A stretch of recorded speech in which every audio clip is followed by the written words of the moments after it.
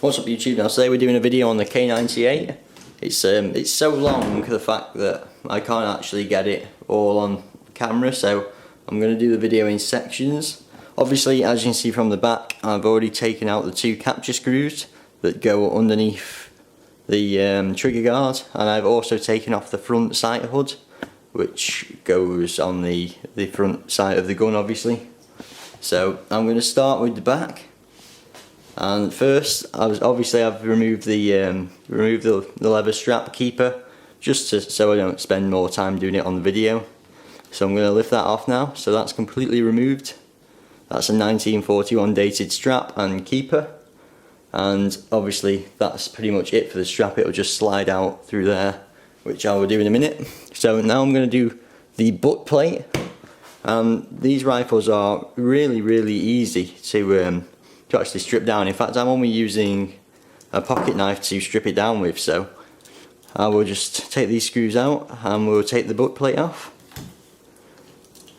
So these are fairly long wood screws, but they are flat ended, so if the hole wasn't long enough they wouldn't be able to make a new hole. Obviously flat ended, and obviously there's the top one left.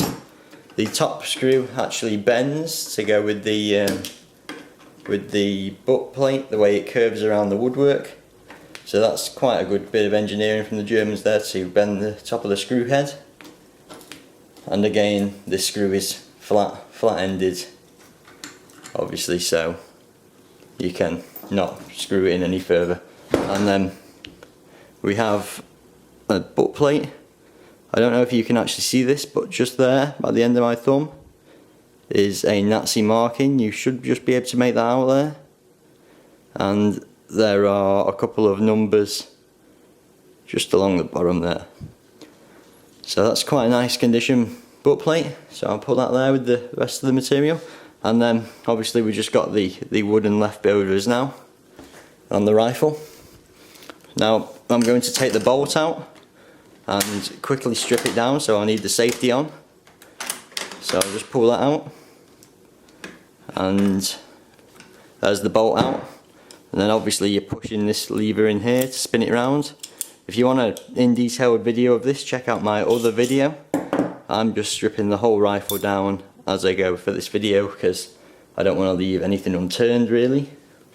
And obviously you have to use the gap here to remove all the other pieces of the pin. I'll just put all these pieces behind here. Okay, and now that's pretty much it for that. Now to take the trigger plate off, which is the actual magazine guard, that houses the spring, you have to push this pin in and then slide the end of the plate here and it will spring out.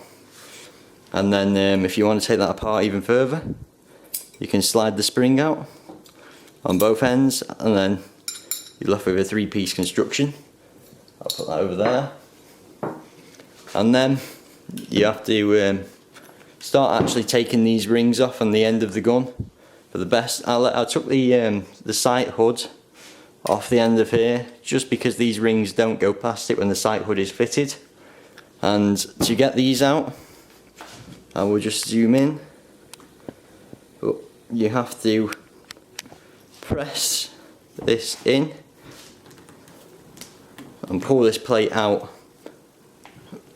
It can be quite difficult at times, but there's how you do that. See the spring there comes out easily, and now you can just slide this off the end. I will have to take the cleaning rod out first. So I will just unscrew the cleaning rod.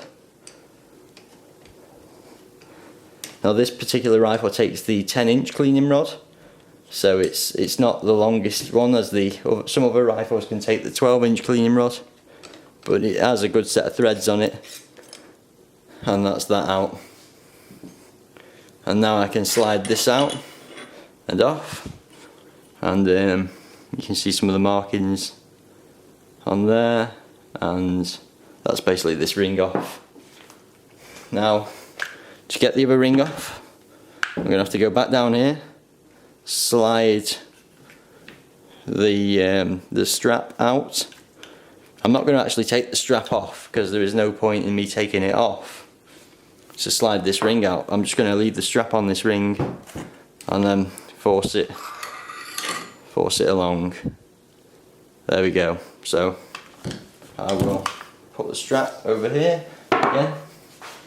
Now we have the breech guard. Nice woodwork breech guard, comes off really easily. Thin bit at the end, chunky bit at the back, and that's as easy as that.